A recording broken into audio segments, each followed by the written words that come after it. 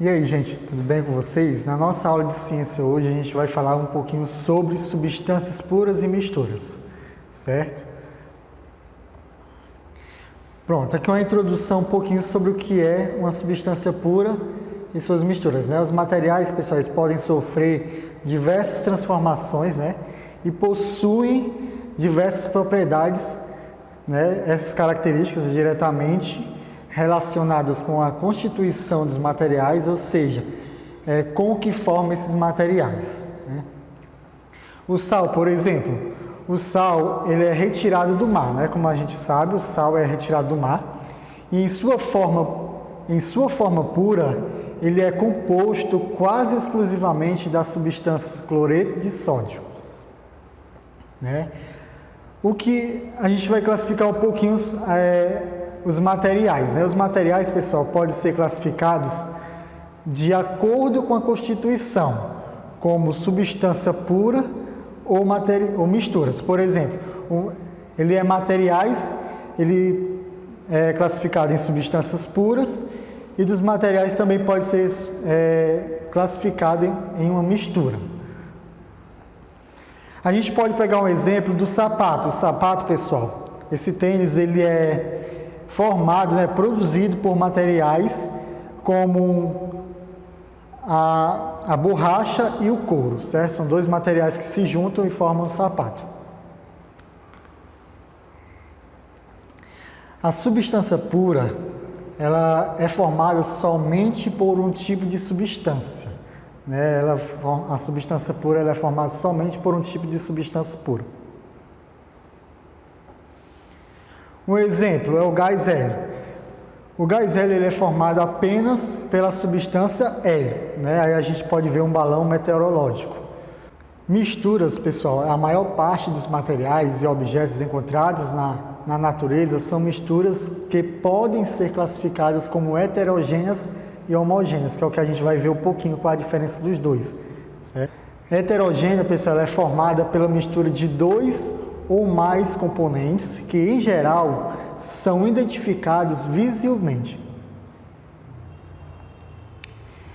A gente pode ver um exemplo aqui de uma mistura, né, que possui três fases, que é o óleo, o sal, a água e a areia, né? A gente vai fazer esse experimento aqui agora, certo?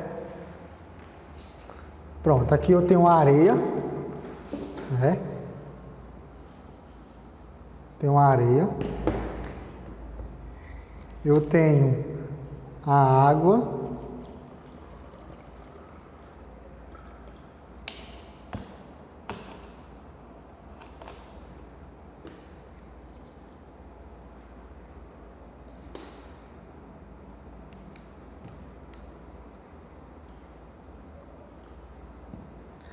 e eu tenho um óleo.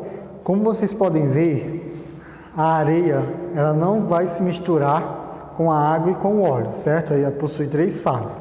A primeira fase aqui é o óleo, a segunda fase é a água e a terceira fase desse experimento é a areia, certo?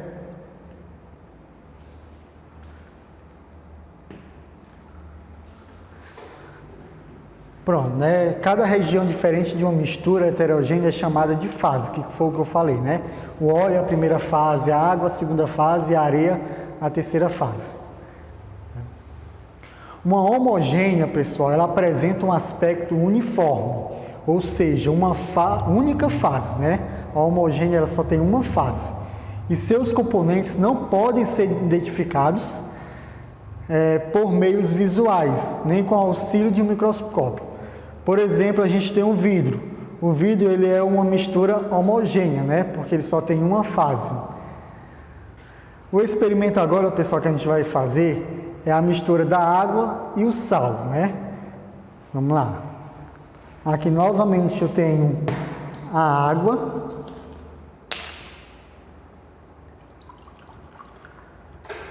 Eu tenho a água. E eu tenho o sal. Certo? Eu coloco o sal dentro da água.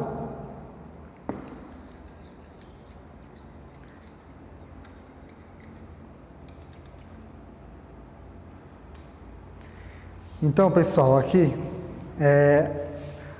a gente tem a mistura do sal com a água, né? Ela é uma mistura homogênea, porque não dá para, depois que ela estiver dissolvida, né, a gente não vai poder ver nem através de um microscópio as substâncias, as misturas que tem aqui nesse experimento, certo? Então, a solução da água, pessoal, com sal é outro exemplo de mistura homogênea, né? A mistura dos metais através dos tempos, né? Os metais estão presentes em diversos objetos que utilizamos no nosso cotidiano, como parafusos, anéis, panelas, garfos, geladeira, até estruturas, pessoal, de construções inteiras, como prédio ou estádios de futebol. O bronze, por exemplo, é uma liga metálica formada principalmente por cobre e estanho, né? Os materiais aí que eu utilizo para fazer o bronze é o cobre e o estanho. Aço. O aço é uma liga metálica formada principalmente por ferro e carbono, né? São as duas misturas, né? Os dois materiais que formam o aço, que é o ferro e o carbono.